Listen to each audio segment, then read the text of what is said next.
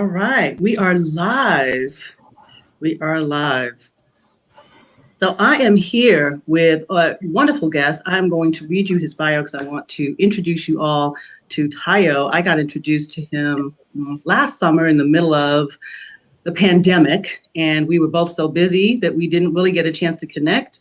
So I'm excited to be able to do it today because I'm back with a few sporadic lives. I know those of you who've been watching me, I have been doing them consistently, and then I was like, I'm too busy. So I really wanted to be able to come back and bring you informative, fun, but educational topics around unconscious bias. So today we are talking to Tayo Rockson, and he is a writer, speaker, consultant, podcaster, professor, co-founder, and brand strategist at UID Management, which is a strategic consulting firm that empowers organizations to incorporate sustainable diversity and inclusion practices. We are all about inclusion over here.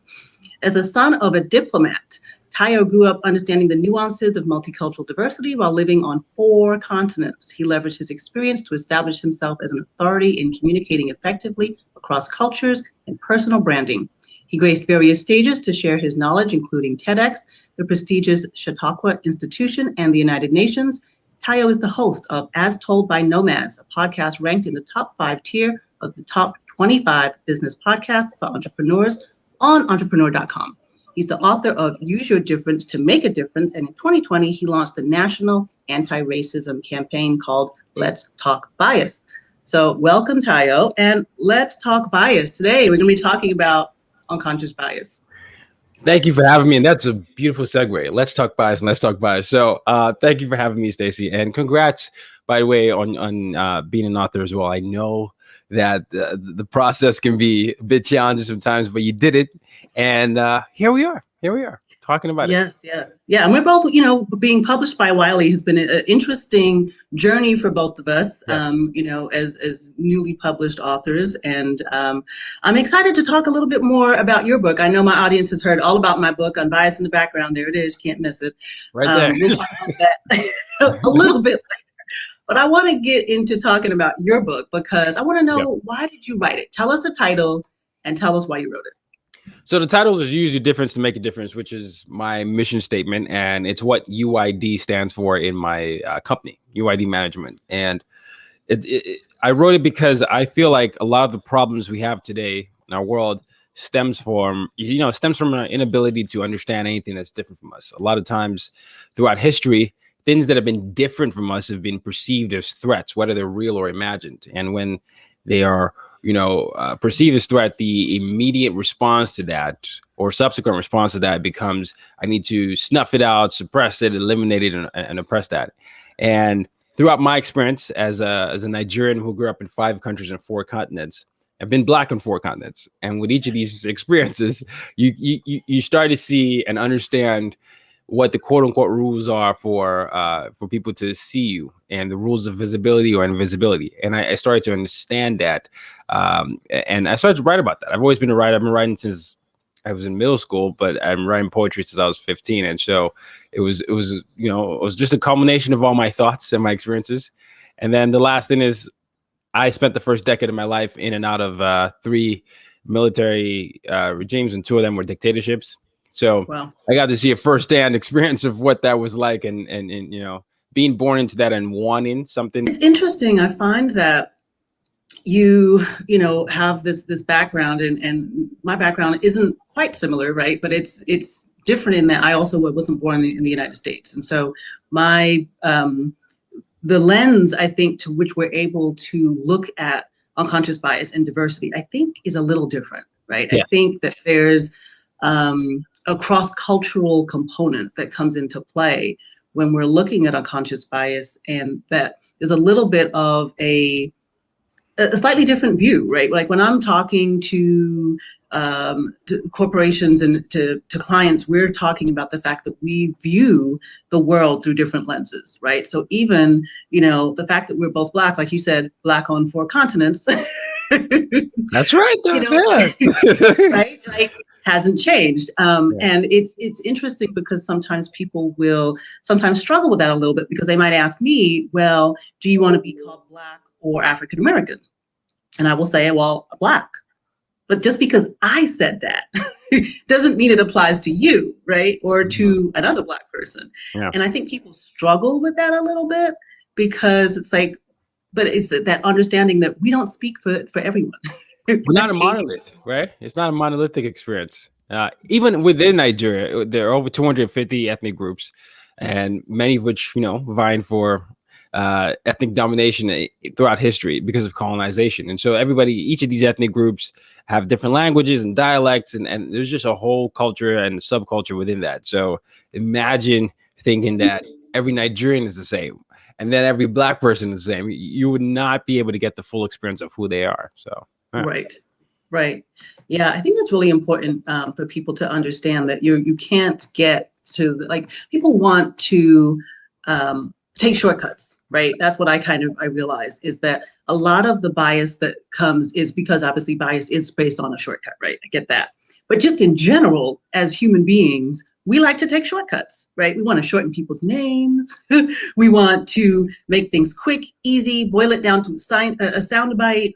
And that's what gets us into trouble because sometimes we do have to actually step back and think a little bit more Yeah. about the person in front of us as an individual. Do you find that to be the case?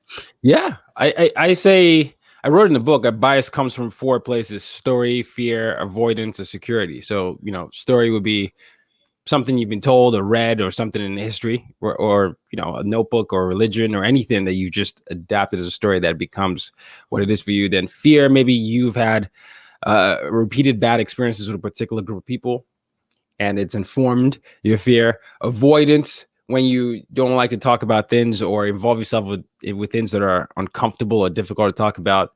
What happens is your brain is going to fill it up with whatever is left in the zeitgeist. And then security, a way for you to feel better about yourself. And so throughout history, yes, biases have helped us protect ourselves, but they can also turn into prejudice. And the idea is to seek comfort in the shortcut to make sure that, hey, this is how you can be in your safest environment. But it's not always true, because what we've learned that makes us safe doesn't actually always compute to to the actuality of the situation. And sometimes it can actually be at the expense of others when you think about life or death situations. Like let's look at law enforcement or any of these situations where if you're informed by a bias, it can be triggered quickly and it's a life or death decision in 2 or 3 seconds, right? Or opportunity, when you give an opportunity, it's like, I heard this. And it happened to me coming to America, because my Tayo is short for Akintayo, and every time they'll see Tayo or Akintayo, people would assume my English wasn't good. And I would have conversations with them afterwards, and they're like, "Oh, we just thought, we need to have a certain level of competence." And I would be on the phone saying, "But I'm speaking English to you right now. I don't understand it." But that was the assumption. And then the other assumption was with me being Nigerian. Now, Nigerians have a lot of stereotypes. There are good ones, and then there are the bad ones. But sometimes when the bad ones came about, I've had a pastor hold his wallet because he thought I was some quote unquote Nigerian prince trying to steal his money in an email. That has happened. All right. And that kind of stuff is there. So yeah, I agree with you on that. It is definitely interesting. And I think, that's the part that like we don't tell these stories so that for people to feel sympathy for us, right? We tell those stories so you can understand what we are having to deal with every day. Because as you say, somebody holding their wallet, I remember that happening to me as a teenager because, in Brooklyn, New York in the 90s. And back then everyone's got the baggy pants and the cap and right, like that was how you dressed. Yeah. So I was dressed the same kind of way, and I had my hair in braids. I actually had the really big braids. And this lady, I walked into Macy's, and this lady on the escalator, Black lady actually, turned around, looked at me, did a double take, and clutched her purse. Oh, wow. Wow. And it didn't even really dawn on me till later. I was like, oh wait, that was for me. She did that because yeah. but that's the funny thing. When those moments have happened initially for me, it usually takes me a moment to just realize what was happening. Because it's happened to me in an elevator in my building, in the building where I live. And I thought, wait, no. And then I was like, Oh, because it was only me in the elevator, and this Right. one, the lady was turned to the. This was like turned to the corner, covering her son, oh grandson rather, and I was like, oh my gosh, I'm like, okay, but in that Right. moment though, this is the reaction. This is why I agree with you. We're not saying it to elicit sympathy. In that moment, what I was saying in my head was, I cannot further this because it could escalate something worse. So I'm just going to be quiet, even though I'm annoyed now, because if I Right. do something that I, or even act appropriately, it could escalate into something that it actually isn't, based on her reception of my justified anger. and Right. then I was just like, all right, you have. But my parents told me this before I came here, even though do this, do that, do this, do that, and so I had all those rules since I was a kid. So Right. yeah, And so the question is for those that are paying attention, right? It's like, how do we help individuals to get a little more comfortable, right? Because one of the things you said is people are trying to avoid the yeah, the uncomfortable. discomfort. Yeah, And I when I'm working with teams, we talk about how to get past that, right? How to become comfortable being uncomfortable. What tips do you have for people to do that? know your BTVs, so your bias triggers and values. We've already talked about biases, so identify what the source is. Is it story, fear, avoidance, and security? It could be all of them. It could be any combination of that, right? It could be that, but you need to be able to put a name to it, and then understand the triggers. A lot of our triggers are things we don't talk about. What happens in your body, whether it's when you're excited, or when you're nervous, or when you're afraid. Do you notice your body moving? You want to move to a different side of the street. Does your heart rate increase when something's happening, or when someone is loud? Just understanding yourself to that level is going to be very, very important, because when you're raising awareness, it leads to action, and awareness plus action equals change. And then the third part is your values. If I asked everyone here to tell me what their 5 core values are, I guarantee you most people will not know what that is. I'll go 4, go 3, 2, maybe someone will know 1. But it's always interesting to me that many of us don't know our core values, yet we're the first people to tell you how good of a person we are. But if you don't Right. even know who you are and what you stand for, how do you know? Because if you're not as intentional, it means you are reactive, and you are being programmed to what is already there, which is something that's a subconscious. So the best way to attack that is to then say, okay, these are my 5 core values. So mine will be courage, compassion, curiosity, creativity, and joy. So those are my 5. And then every day I do something intentionally to fill those value cups. Now, the more I do something intentionally to fill those 5 value cups every day, the more I'm practicing, who I am. And that puts me into different places and different environments. But if you don't intentionally practice understanding your biases and know your triggers and your values, you're going to be left to the default. And the default is what the world has been, right? We've lived in a world that's defined a lot of times by white supremacy, which any race participates in, but still centers a standard that doesn't always elevate people of color and Black folks. So whether you're in a different environment, you're going to find yourself saying things like, "Oh, that's not professional. Oh, you've Right. got that earring," and you'll be like, wait, what? Or, Right. oh, that person comes from this place, we can't hire them. And then you be asking yourself where those thoughts came from. He didn't practice intentionality. Right. And you said a lot there, right? So because the values is important, because I always say this to people, we have to self-reflect. We're so quick to point the finger and say, you didn't, you haven't, you aren't, right? You did this. But we don't look at ourselves and see, well, what was our contribution to that, So, right? yeah. What did we do, right? Yeah. So I always tell people, let's start there. Let's look at what we might have done. Yes. And so I think that's a really good point about the values, is being able to define what are your values? Who are you? How are you showing up to others every day? How are you impacting people every day? And if you don't know, so some of the things I'm seeing, which is I'm really grateful for the work that we do, because I get to work with leaders and we get to observe them. And you start to just see how they are showing up. And then what I get to do is mirror it back to them. Mhm. So we've had some leaders who And again, not bad people, right? They're just doing their whatever they do every day. But in observing them, you get to see how they show up. Some of them are showing up larger than life, right? They're overshadowing their employees. They're taking up all the space in the room, right? And then they don't understand. Then they say, well, nobody ever gives me any good feedback, or nobody ever speaks up, or nobody ever gives me anything of value, because you won't shut up and let them. Yeah, self-awareness though. Yeah, everything often starts with self-awareness. You know, even when we look at the country or what happened last year, what's been happening this year, you know, with Black lives, with Asian lives, with all these lives, people always saying, "How did we get here? How did we get here?" And I'm like, "Well, look, we got to look inwards. What did you allow? How did you provide opportunities? How did you ignore things? What stereotypes did you think were jokes? You know, a lot of these things, interestingly, come from, you know, the media we consume and what we've allowed as normal. So if we allow making fun of certain things to be okay, we aren't understanding the long-term consequences, where someone then realizes, if everyone allows this, that means I'm going to dehumanize this person.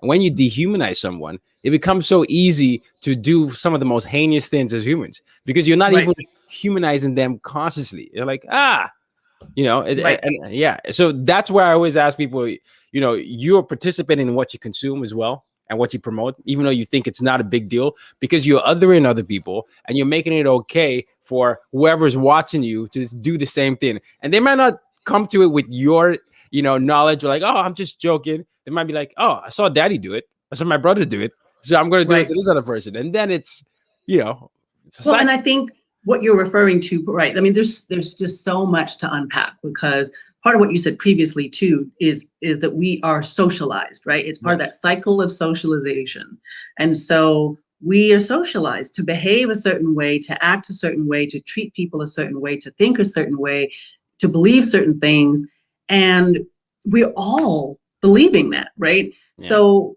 it's like being in the matrix. The only way to get out of it is literally you have to leave it, and then you can look back and go, wow, this is what's happening. But Yes. while you're in that cycle, it is so hard. And even for us in this, who are doing this work, who are working with diversity, equity, inclusion, are helping companies, I get called out sometimes too. They're like, that's ableist language. And I'm like, you know Same. what? You are right. Same. You are right. That is ableist language. I apologize. Right. Right. I'm still having to get over these things because I'm in the same cycle of socialization as everybody else. It's Right. learn, unlearn, relearn. That is the cycle. Yeah. So we have to be in. But And also the other thing you said is awareness, right? So that is what my book is actually based on, is the 4 phases, which is awareness, alignment, action, advocacy. But awareness is what we are working on right now. So many people come in and they're like, but what are you going to do? I'm like, mhm. look, I want you to do something for sure, right? But I want you to do the right thing for the right people at the right time in the right place. Don't just start doing willy-nilly, because that's not sustainable. That's When right. you don't have, kind of like what you said, when you don't have values, when you don't know why you're doing the thing, it's not sustainable. So it It- might sound great, right? Up front, we're going to get some short-term wins, but this is why so many companies don't have sustainable outcomes, because they come in and they do the thing that's flashy and it's good. And yes, in the short term, it is good, but it's yeah. not sustainable. And It this is why you becomes got Coca-Cola, you got McDonald's, you got all yeah. these companies saying, oh, we were doing so well in the 90s and in the early 2000s. Uh-huh. And now all those people who were doing that work have left the company. So where are you now? It becomes performative, and the problem with performance in this light is we already have enough award shows. So we need we don't need all the actors. We need real practitioners in this. But even in addition to what you said about the 90s and people saying that, it's now we have platforms for more people to have voices in ways that they might not have had before. And so a lot of people act like this is new, but it isn't new. You just you maybe it's now coming to your zeitgeist, but it's something that's always been said, and now there are more platforms to say it. So to you, it feels like, but I never did that. And no, it's always been the case. I mean, you know, we know about the history of enslavement, Native Americans, the First Nation people, colonization. These things have pre-existed social media, but we're just, I guess, now getting to talk about these things the way they should be, because it wasn't discussed in history textbooks, which is Right. which is one of the most frustrating things for me as a Nigerian, because when I first came here, I used to get asked, people were first of all surprised that I could speak English. And then we're like, whoa, what's the capital of Africa? And I'm like, what do you mean with the capital of Africa? It's like the second biggest continent. And then all these things, do you have modern things? You have cars and all that. And I was very angry at first, but then I started to understand that you really have no awareness outside of those commercials you see on TV or the jokes. So you don't know that there's a history before enslavement and before colonization. What you've been taught is just that oppression. Right. And so it's hard for you to even see anything. Yeah, it is. It's really interesting to see what we're taught and what's left out of textbooks. And then, so part of what we're doing in this work is reteaching, right? Like you said, unlearn, relearn. That's literally what we're doing every day. And so this is what also takes a little bit of time, because you've got to help people kind of walk through this. We are attacking years, centuries of socialization. And so part of the thing that I always like to talk about is like, because everyone's like, oh, well, diversity and inclusion. So, we talk about the business case, right? Everyone's like, oh, the business case, profitability. Yes, and, right? Part of that is that we also have to look at the moral case, right? Yes. And the legal case. There's 3 different cases for diversity. And if you're not doing all 3 in combination, you will not have sustainability. No. Because if you just act on the business case, you are inauthentic, and people are, and it's just emptiness, right? And you're not treating people like humans, you're treating people like products that just happen to make you money. When you work off of just the moral case because it's the right thing to do, that's great, while that one or 2 leaders are in power and they can make people do things. But as soon as they retire or they get fired or whatever, you're right back to square one. So, and then obviously, you gotta be in compliance. But even in being in compliance, so many people are confused about what that even looks like. So there's work to be done there as well. That's not my area, but I mean, I've done a lot of research around that too. And it's like, oh my God, nobody understands what the EEO is, and the EEOC, and what they're supposed to do and what they're supposed to report and when. And it's that's fair. I love those cases because it's so true. Legal, moral, and business. And when you look at the legality of some of these things, some of people's identity have been legislated. So let's look at gender identities, look at different sexual orientations, and then the policies that are assigned to that, or how people get to identify. Now, for some identities, people can identify how they prefer, how they choose, because it is legal, it's allowed, it's not hard. Now, for some identities, it's not even factored in as an option. Right. And then the confusion comes, well, what should I put for compliance and government? And that's a problem already, because there are multiple levels there that maybe one accepts you and one doesn't accept you. But if you're a company, you need to make sure that you are actually creating policies for that. And it requires a lot of leaders who are willing to go against the status quo, which we've already discussed. The status quo doesn't benefit everyone. And that idea of understanding the comfort, courage spectrum is going to be the way we move forward, because enough people have to be able to say, well, this is wrong. This is how we're going to do it. And you can follow along, but it doesn't matter to us because we're doing it this way. And then people will follow, because that's just the way, unfortunately, the world has worked. People were taught to be racist and then became racist, and then it became like they created this whole weird narrative and put it in textbooks and all these things. And then it's like, oh yeah. Right. And I think that part of so I'm always trying to get people to understand that I talk a lot about what leaders can do and what leaders should do. Right. Yeah. But at the end of the day, individuals all can make impact. Yes. We all have a responsibility to change the way that we are relating to others in the workplace. It is not okay to just sit back and go, well, I'm just waiting for, the chief diversity officer or our CEO or somebody to do something. There needs to not only be a top down, but a bottom up. And so there has to be this groundswell, right, of people realizing that just because somebody over there isn't doing the thing that I think they should be doing doesn't mean I shouldn't, right? Well said, Stacey. Well said, Stacey.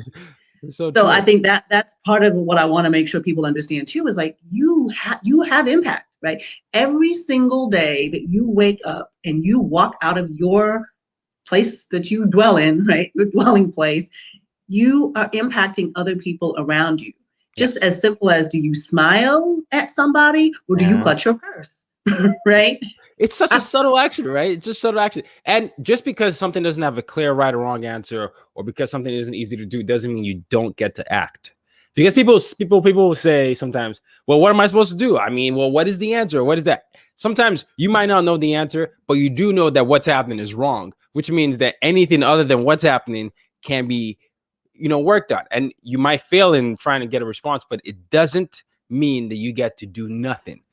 That Right. is that is sometimes what I find, that's the toughest thing for me to convince people to do that, because they're like, I don't want to fail, or I don't want to do it, or I don't want, well, Right. it doesn't matter, or come back to me when you have an answer. That's what I always get all the Well, time. because people want certainty, Yeah. right? Yeah. People want certainty before they will act. So what I offer to people is not certainty, but I guess, not certainty of the outcome, but certainty of the journey. Mm, So understanding that you can take this next step and you might not know what that outcome will lead to, but you'll never know if you don't take the first step. It's kind of like, if you are climbing a ladder, right? You're not going to know the view from the top unless you start climbing up the ladder. And as you climb that ladder, every rung changes your view and your perspective, right? that's As you right. get higher and higher up that ladder, you get to see more of the landscape. You get to see more of what's going on. Your Yeah. perspective changes. Yeah. You can't get that top ladder view from the bottom of the ladder. Yeah, So I love this so much because I use a similar somewhere. analogy, because I love architecture, right? So I'm always saying, with every floor you get a different perspective, and so on the ground floor you think you can see. I mean, I live in New York City, so this in every floor you can see. Oh, okay, cars, and then you get to second floor, like, oh, there's a something over there, and third you get to the 20th floor, like, oh, there's a whole bridge, there's a river, there's the East River, and all that. You would not have seen it if you didn't decide to go up, because there's always something and another perspective. There's a bigger picture and a simultaneous small picture. So on the ground level, you get a lot of the small picture, but you still got to understand that they have to work in tandem. So Yes. I love your ladder analogy with that. Yeah, Yeah. and it just means you just got to take that first step, right? Like you Yeah. you might never in your life make it to the top of the ladder, but it shouldn't stop you from taking the first step and the second step and attempting, right? Because you That's don't right. know how long that ladder is, you don't know how far it's going, and you will never know unless you start the journey. Never. So I guess that would be my closing remarks for people is take that step. When you see people, right, and you you should step Yeah. in anyway, even though you don't know what the outcome might be, step in anyway. And I love that Dawn Marie posted, she said, our lives begin to end at the moment we stay silent about things that matter, Dr. MLK, I right? put that in the book. Oh, I love this. That was exactly. I was in the final one of the final chapters. Our lives begin to end the moment we become silent about things that matter. Yes. So tell us again, name of the book. Name of the book is Use Your Difference to Make a Difference, and it's for folks who are interested in being change makers and dismantling systems of oppression and suppression. Works in every level: education, workplaces, and media and families. But I truly believe once we effectively know how to connect across cultures, we are one step closer to making sure we humanize and see people for who they truly are.